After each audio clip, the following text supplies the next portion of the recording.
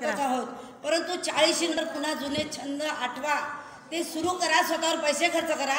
आणि स्वतःवर खर्च करणं म्हणजे ब्युटी पार्लरमध्ये जाणं नाही. मी जे पूर्वी करत होते कॉलेजला असताना, माझं स्वतःचं बलस्थान काय आहे, माझी पॉझिटिव्ह गोष्ट कोणती आहे, ती मी कशी डेव्हलप करीन. चांगल्या मैत्रिणी जमवा, पिकनिकला जा, मजा करा. नवऱ्याकडून अपेक्षा ठेवूच नका. एखादीला जर क्रेडिट मिळालं तर ती भाग्यवान आहे, तिचा मी जिल्हा परिषदच्या वतीने सत्कार करायला तयार आहे. पण अशा फार कमी. कारण पिकतं तिथे विकत नाही. स्वतःसाठी जगायला शिका एका वयानंतर. हे मी कुठल्याही क्वालिफिकेशनने नाही बोलत आहे. स्वतःसाठी जगा. मी माझ्या घरासाठी मी घर घेऊन ठेवलं, मी गाडी घेऊन ठेवली आहे, मुलांची सोय केली आहे, मुलांना शिकवलं, मुलीचं लग्न केलं आहे. त्या मजेत आहेत, सर्व मजेत आहेत. पुढच्या पिढीकडून आपण शिकायचं आहे. आता मी माझ्या मुलीकडून शिकते आहे. शनिवार रविवार मी घरच्या फरशा पुसत बसते, माझी मुलगी पिकनिक काढून जाऊन येते कुठेतरी, आणि मी विचार करते की माझी फरशी कशी चमकेल.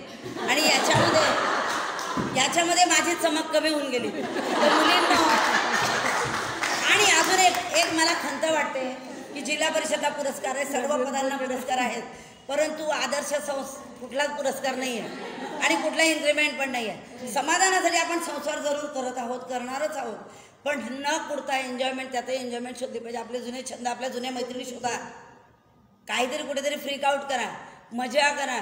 आणि माझं तर म्हणणं हे आपलं काम चालू राहणारच आहे. जिथे जाऊ तिथे हेवे दावे करण्यापेक्षा उसकी साडी मेरी साडी से सफेद क्यों, काही गरज नाही आहे. आपण छानपैकी, जिथे मी अनुभव एक घेतला असा की जितक्या बाया वाढतात तितकी कॉम्प्लिकेशन्स वाढतात. म्हणजे जिथे स्टाफमध्ये बायका वाढल्या, म्हणजे मी जेव्हा 5 पुरुषांमध्ये काम केलं, मी त्यांची मुलगी त्यांची बहीण बनली. जितक्या प्रमाणात बायांची संख्या वाढत गेली, कॉम्प्लिकेशन जास्त.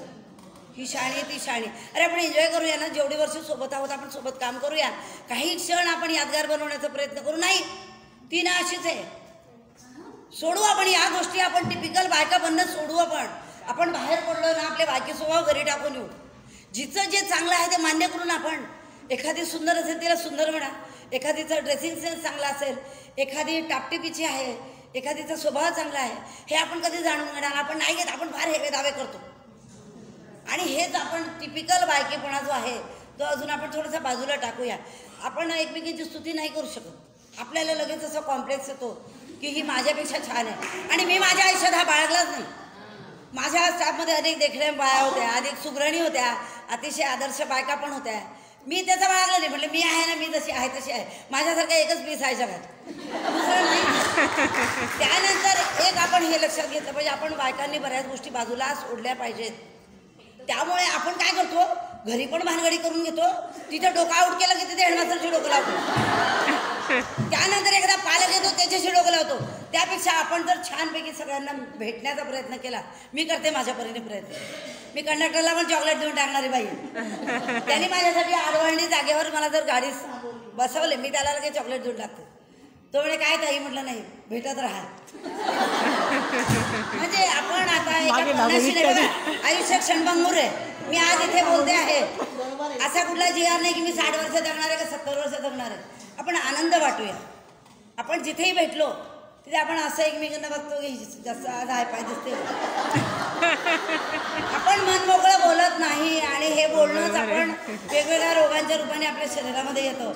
आपण छानपैकी एन्जॉय करायला शिकूया. खरोखर मी माझा वेळ दररोज 1 तास स्वतःसाठी काढून ठेवलेला आहे. तो मी कुठल्याही परिस्थितीत कोणाला देत नाही. आपण स्वतःसाठी जगूया, थोडं स्वार्थी होऊया. धन्यवाद.